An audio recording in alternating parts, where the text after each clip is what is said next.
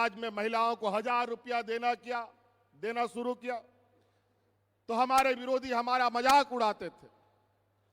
फिर 1000 रुपया से बढ़ाकर 2500 करने का हमने संकल्प लिया, उस समय भी मजाक उड़ाते थे।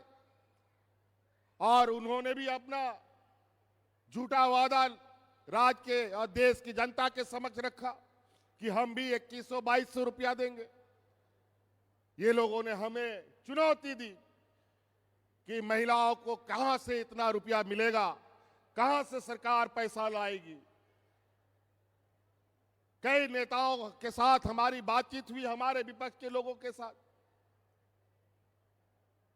उन्होंने हमसे पूछा इतना रुपया कहां से लाओगे, तो हमने भी उनसे पूछा जो तुम राज्य की जनता को बताते हो कि हम इतना रुपया लाएंगे तो तुम कहां से लाओगे। तो वो लोग क्या बोलते थे मालूम है, अरे चुनावा हो जाने दीजिए ना, उसके बाद सोचेंगे देंगे कि नहीं देंगे। लेकिन हमने चुनाव के पहले वादा किया था और चुनाव के खत्म होने के बाद पहला कदम हमने महिलाओं से किया गया वादा को पूरा करने का काम किया है।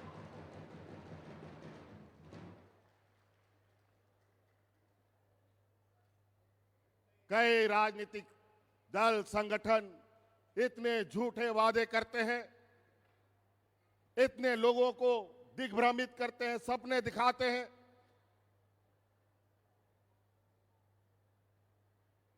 चुनाव आता है जब जब वोट मांगने के लिए नेता, बड़ा बड़ा स्टार प्रचारक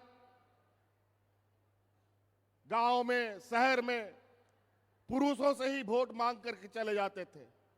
महिलाओं को कोई पूछता भी नहीं था कि वोट किसको दोगे।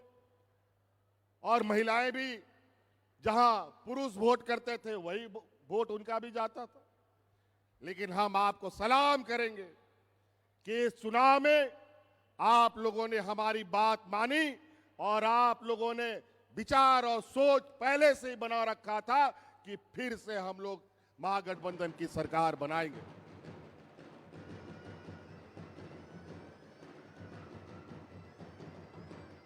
आज आप लोगों के सामने कई ऐसी चीजें बदलेंगी बहुत तेजी से। सरकार आपको राशन फ्री देती है, बिजली भी हमने आपको फ्री कर दिया, बच्चों का पढ़ाई लिखाई, कपड़ा लत्ता, कलम कॉपी वो भी सरकार दे रही है, छात्रवृत्ति भी दे रही है। लेकिन इसके आगे क्या होगा इसका परिकल्पना आप नहीं कर पा रहे थे। सरकारी स्कूल के माध्यम से पढ़ाई, 5 किलो 7 किलो अनाज के माध्यम से पेट पालना,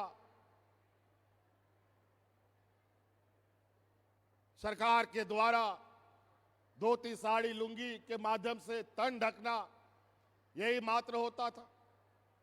लेकिन अब बच्चे पढ़ेंगे भी और बच्चे को पढ़ाने के लिए आपको अगर इच्छा है तो बच्चे को अच्छे शिक्षक के पास ट्यूशन भी पढ़ा सकते हैं इस पैसा से।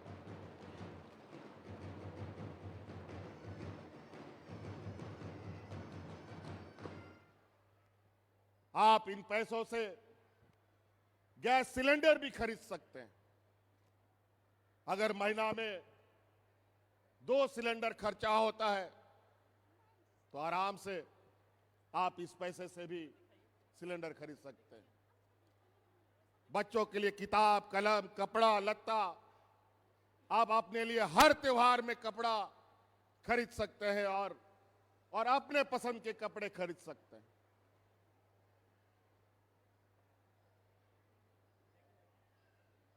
सरकार जो अनाज देती है उसी पर आपको अब जिंदा रहने की आवश्यकता नहीं है।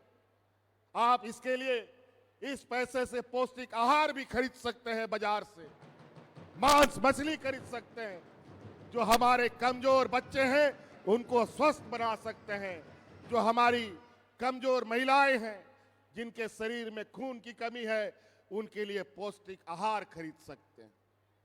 ये तभी पूरा होता जब आपके हाथ में पैसा होता। आज हमने कई कार्य योजना आप अपने अनुरूप बना सकते हैं अपने घर में। आज भी हमें कई जगहों से ये शिकायत आती है कि जो अनाज सरकार के द्वारा वितरण होता है, कई गरीब गुरुआ उस अनाज को बाजार में बेच देता है, क्योंकि उस समय उसको उस अनाज से ज्यादा उस पैसे की आवश्यकता है जिससे वो दूसरा काम कर पाए। लेकिन अब आपको वो अनाज बेचने का जरूरत नहीं है। अब आपके पास इतनी क्षमता होगी कि अनाज भी रहेगा और बाकी जो आपका सपना है वो भी पूरा होगा। कई जगह हमें ये भी शिकायत आई है, बच्चों को जो साइकिल मिलता है उस साइकिल को बेचकर उसका पैसा से ये गरीब गुरुआ अपना दूसरा जरूरत की चीजों को पूरा करता है। अब बच्चे का साइकिल छीनने का जरूरत नहीं पड़ेगा। अब आपके इस पैसे से आप साइकिल भी रखेंगे, अपनी जरूरतों को भी पूरा करेंगे। आज इस पैसे से आपने आमदनी भी बढ़ा सकते हैं। हमारा गांव देहात का खेतीहर महिलाएं, खेतीहर परिवार आज इस पैसे से 10 मुर्गी खरीद सकता है एक महीने में। अगला महीना फिर 10 मुर्गी खरीद सकता है, अगला महीना फिर 10 मुर्गी, 40-50 मुर्गी रख करके चूजा भी पैदा कर सकता है और अंडा भी पैदा कर सकता है और बाजार में भी बेच सकता है।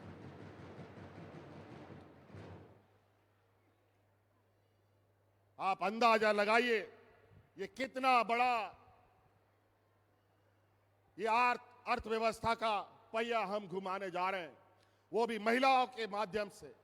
हम जानते हैं कि आप बहुत सोच समझकर अपने पैसों को खर्च करती हैं। हमें मालूम है कि आप मोल मुलैया करते हैं तब जाकर के चीजों को खरीदते हैं।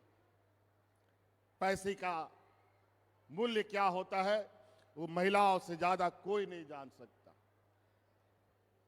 आप घर चलाते हैं, परिवार चलाते हैं,